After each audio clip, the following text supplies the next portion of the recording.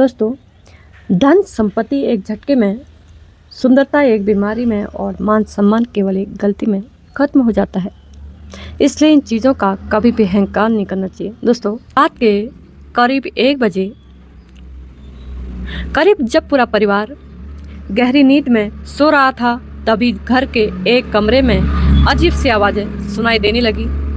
यह आवाज़ें सुनकर मनोज जाग गया और फिर उसे देखा कि उसके पास वाले कमरे में भाभी अजीब तरह से आवाज़ें निकाल लिए सुनाई दे रही है मुझे। आवाज़ें ऐसी थी जैसे किसी को अजीब तरह का सुख का अनुभव हो रहा हो। फिर मनोज धीरे धीरे उस कमरे की ओर बढ़ते हुए सोचने लगा कि नींद गहरी इतनी रात आखिर ये भाभी क्या कर रही है। फिर कमरे के एक किनारे पर एक खिड़की थी, तो मनोज ने झुककर खिड़की से अंदर की तरफ देखा तो उसकी हालत खराब हो गई। उसने देखा कि भाभी बिस्तर पर आपत्तिजनक अवस्था में थी और उसके हाथ में एक बैगन था। वह उस बैगन का ऐसे इस्तेमाल करती थी दोस्तों कि कोई सोच भी नहीं सकता। यह दृश्य देखकर मनोज हक्का बक्का रह जाता है। दोस्तों, उसके अंदर फिर हवस का शैतान घुसने लगता है। उसके अंदर जो हवस का शैतान जागने लगता है। ऐसा दृश्य देखकर दोस्तों मनोज को खूब मजा आने लगा। फिर वह वापस अपने कमरे में चला गया, लेकिन उस रात उसे नींद नहीं आई। उसके मन में यह बहुत दृश्य गहराई तक बैठ चुका था। फिर थोड़ी बाद जब बर्दाश्त से बाहर हुआ तो वह अपनी भाभी के कमरे में जाता है। फिर भाभी और देवर एक दूसरे के आगोश में खो जाते हैं और उन दोनों के बीच सब कुछ होता है जो शायद नहीं होना चाहिए था। तभी उसके पति यानी भाभी का पति चुपके से दोनों को देख लेता है। फिर उस वक्त उसके दिमाग में हजारों सवाल आ रहे थे। तभी उसके पिता के चेहरे पर एक मुस्कान, क्योंकि उसके पति ने मन ही मन में कुछ प्लान बना लिया और वह ऐसा कुछ करने वाला था जो आप सोच भी नहीं सकते दोस्तों, और ना ही वह उसके देवर ने सोचा था। दोस्तों, आगे बढ़ने से पहले आप लोगों से मेरी छोटी सी रिक्वेस्ट है दोस्तों, वीडियो को लाइक और चैनल को सब्सक्राइब कीजिएगा। वीडियो पसंद आए तो दोस्तों मेरा सपोर्ट करें। मैं कोशिश कर रही हूँ कुछ अच्छा बोलने की, सुनाने की। दोस्तों मेरा हौसला बढ़ाए।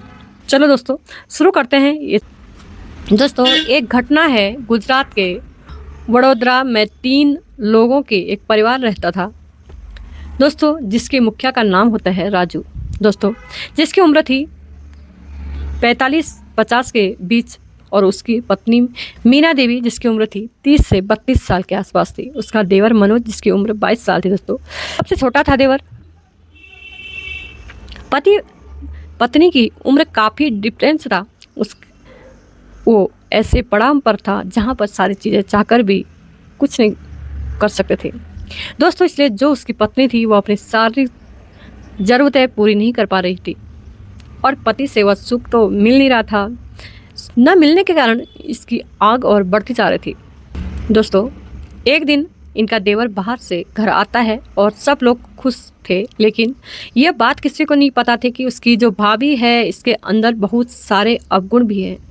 राजू को ये बात पता रहती है कि ये किस किस्म की औरत है, लेकिन वह चाहकर भी किसी से कह नहीं पाते थे, क्योंकि उनकी पत्नी जो थी, एक दिन की बात है, रात लगभग 12 से 1 बजे के बीच ऐसे आसपास समय रहा होगा दोस्तों। देवर जो होता है वो वॉशरूम लगती है, उसको वॉशरूम करने के लिए जाता है, तो उठता है और चुपके से दरवाज़ा खोलता है। वो घर में ही बाथरूम बना होता है, उस बाथरूम में जाकर आता है और जब वापस आता है तो भाभी के कमरे से अजीब सी आवाज़ें आती है, अजीब सी आवाज़ें सुनाई देती है। आवाज़ें ऐसी थी जैसे किसी को बहुत बड़ा सुख का अनुभव हो रहा हो। दोस्तों मनोज धीरे धीरे उस कमरे की ओर बढ़ते हुए सोचने लगा कि इतनी रात को जब पूरा घर सो रहा है, तब आखिर देवर भाभी क्या कर रही हैं। फिर एक कमरे के किनारे पर खिड़की थी, उसमें हल्की सी दरारें थी, तो मनोज ने झुककर खिड़की से अंदर की तरफ देखा तो उसकी हालत खराब हो गई। उसने देखा भाभी बिस्तर पर आपत्तिजनक अवस्था में थी और उसके हाथ में एक बैगन था। यह दृश्य देखकर मनोज हक्का बक्का रह जाता दोस्तों। फिर उसके मन में कई सवाल उठते हैं और उसके मन में एक शैतान भी घुसने खुरापती दिमाग लगाने लगता है। उस दृश्य को देखकर मनोज को खूब मज़ा आने लगता है। उसके बाद वह जाकर बिस्तर पर लेट जाता है दोस्तों। उस रात उसको नींद नहीं आती है दोस्तों। अब उसके मन में अनेक प्रकार के विचार आ रहे हैं। वो खुली आंखों से सपने देख रहा था। इसी तरह लगभग 1 घंटे का वक्त बीत जाता है। 1 बजे के आसपास अचानक दरवाज़ा खटखटाने की आवाज़ आती है। तो वह सोचता है कि इतनी रात को कौन है। फिर वहाँ दरवाज़ा खोलता है और फिर देखता है कि उसकी भाभी एक ब्लैक कलर की बढ़िया सी नाइटी पहन के आई है। तभी उसकी भाभी उससे पूछती है, क्या हुआ, नींद नहीं आ रही क्या? नहीं भाभी, अभी उठा था, बस वॉशरूम के लिए नींद, तो अभी नींद नहीं आ रही, अभी बस वो सोच रहा था, दिमाग में थोड़ा टेंशन भी है। फिर उसकी भाभी बैठ जाती है और बैठने के बाद एक दूसरे से बातें करने लगते हैं। बातें करते करते कुछ इस कदर बातें होने लगती है कि लगता ही नहीं कि ये भाभी है और यह देवर है। वह मनोज से खुल के बात बताती है, बातचीत करती है। दोस्तों, काम के नहीं है, उनकी जो अवस्था हो गई है और तुम मेरी भी उम्र देख ही रहे हो, तो कभी इच्छाएं होती है और जो इच्छाओं को पूरी करने के लिए हमें किसी और चीज़ का सहारा लेना पड़ता है। दोस्तों, ऐसा कहती है। तब मनोज कहता है कि तुम कह रही हो, हम सब देख लिए थे, यही मैं सोच रहा था कि इसी वजह से मुझे नींद नहीं आ रही है। अब दोस्तों, दोनों धीरे धीरे एक दूसरे से बात करते हैं। बात करते करते एक दूसरे को छूने तक आ जाते हैं, छूने लग जाते हैं।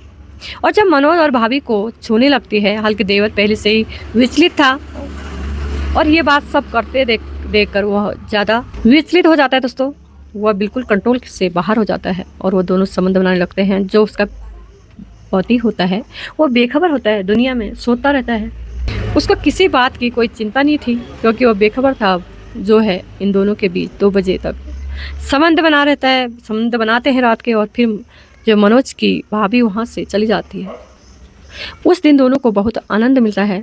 इसकी भाभी जो है बहुत प्रसन्न थी, क्योंकि आज बहुत दिनों के बाद उसको वह सब कुछ मिला जो उसका मन करता था, जो उसको चाहिए था। अब उसके बाद सुबह होती है दोस्तों, और तीनों लोग एक साथ बैठकर चाय पीते हैं। लेकिन भाभी की जो निगाह थी वह देवर की तरफ ही थी। यह दोनों इशारों में बहुत कुछ बातें कर रहे थे। फिर जब दिन में भाभी का पति राजू काम पर चला जाता है, तो वह दोनों लोग फिर से संबंध बनाने लग जाते हैं। अब दिन में और रात में इस दोनों संबंध बनाने लगते हैं और लगते थे। एक दिन जब दिन में संबंध बनाने लगते हैं, तो एक दिन मनोज बाहर कमाने के लिए कहता है मैं बाहर जाता हूँ कुछ कमाने के लिए, क्योंकि मेरे पास काम धंधा कुछ नहीं है। अब मैं बड़ा हो गया हूँ, अब मैं कमाने लायक हो गया हूँ, मैं बाहर जाता हूँ। दोस्तों, तो उसकी भाभी कहती है, वह उसको रोक लेती है और कहती है, जैसे इतने दिन रुक गए हो, अभी 1-2 दिन फिर रुक जाओ। देवर की बात मान ली, और क्योंकि अब इसको भी मज़ा आ रहा था। यह भी शादीशुदा तो नहीं था और इसकी उम्र ऐसी थी कि वह रुक गया हो।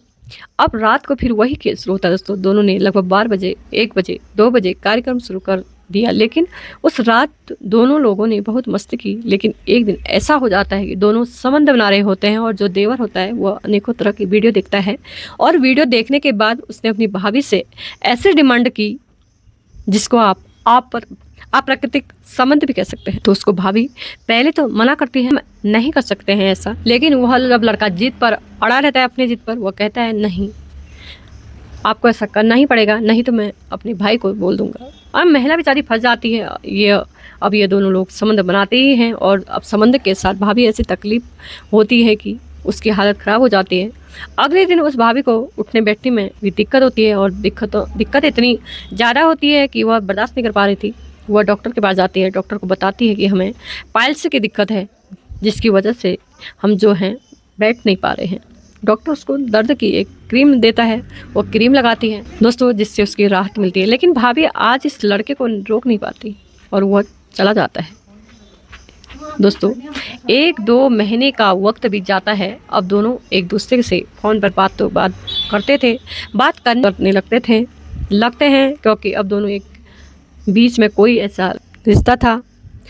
अब दोनों के बीच में कोई ऐसी रिश्तेदारी का प्रेम रहता था, तो भाभी और देवर का वो तो बचा ही नहीं। दोनों गर्लफ्रेंड बॉयफ्रेंड की तरह बन चुके थे। इन दोनों की बात करते करते 1.5 महीने का वक्त बीत चुका था दोस्तों। फिर एक दिन वो महिला उसको बुलाती है कि तुम एक दिन के लिए आ जाओ। अब देवर जो था वह भी यंग था, तो वह कंट्रोल से बाहर था, इसलिए भी अब उसकी आदत लग गई। ऐसे ही उसके बुलाने पर देवर बार बार आने लगा। इसके बाद भाभी के बाद, जिसके कारण उसका पति को शक हो गया था। फिर एक दिन की बात है यह कि लगभग 1 से 1:30 बजे का वक्त होता है। दोनों के कमरे में संबंध बना रहे थे। दोनों एक कमरे में संबंध बना रहे होते हैं। तभी उसी वक्त उसका पति बाथरूम लगती है तो वो बाथरूम जाने के लिए उठते हैं और बाथरूम जाते वक्त उसको कुछ ऐसी आवाज़ें सुनाई दिया, वह देवर के कमरे से आ रही थी। तो उसको शंका हो जाती है कि आखिर मामला क्या चल रहा है। वो जाकर देखता है, दरवाज़ा खटखटाता है तो यह लोग डर जाते हैं। दोस्तों अभी क्या करेंगे कि किस तरह से दरवाज़ा खोलें, अब खोलना ही पड़ेगा। फिर 2 मिनट के बाद दरवाज़ा खोलते हैं तो दोनों कपड़ा वगैरह पहन के निकलते हैं। फिर उसके भाई जो राजू होता है उसको शक तो पूरी तरह हो जाता है, क्योंकि वह सोचता है कि इतने देर तक आवाज़ें आ रही थी और अब शांति हो चुकी थी। तभी राजू अपनी पत्नी से पूछता है क्या कर रही हो, तो वह कहती है कि इसको थोड़ी सी तकलीफ़ हो रही थी, इसका सर दर्द हो रहा था तो मैं तेल लेकर आई और इसको लगा रही थी। तो राजू कहता है कि तुम तेल लगा रही थी तो इतने देर से दरवाज़ा खोलने के लिए बोल रहा था तो तुमने दरवाज़ा क्यों नहीं खोला, और कमरे की लाइट बंद क्यों थी। वह बहाने बना रही थी, लेकिन उसके पति को शंका हो जाता है दोस्तों।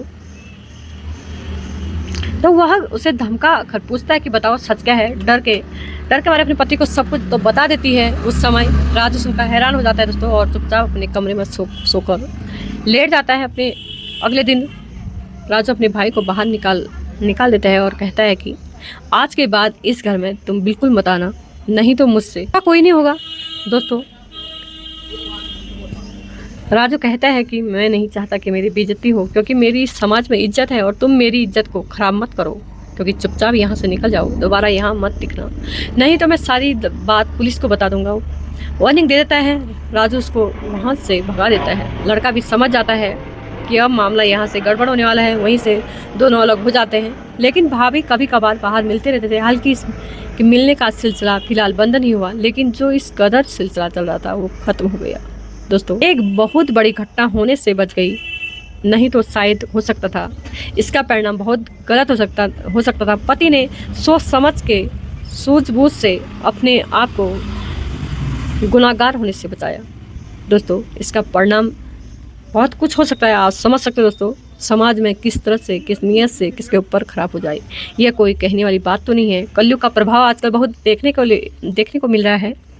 दोस्तों हमारे इस वीडियो को सुनाने का मकसद किसी का दिल दुखाना या किसी को ठेस पहुंचाना नहीं है, परेशान करना नहीं दोस्तों, बल्कि आपको जागरूक करना है कि आप सचेत रहना, ताकि ऐसी घटनाएं आपके साथ घटित ना हो। दोस्तों हमारी इस कहानी के बारे में आप क्या राय दोगे, कमेंट बॉक्स में ज़रूर दें। दोस्तों धन्यवाद दोस्तों, आप मुझे इतना प्यार देते, धन्यवाद दोस्तों।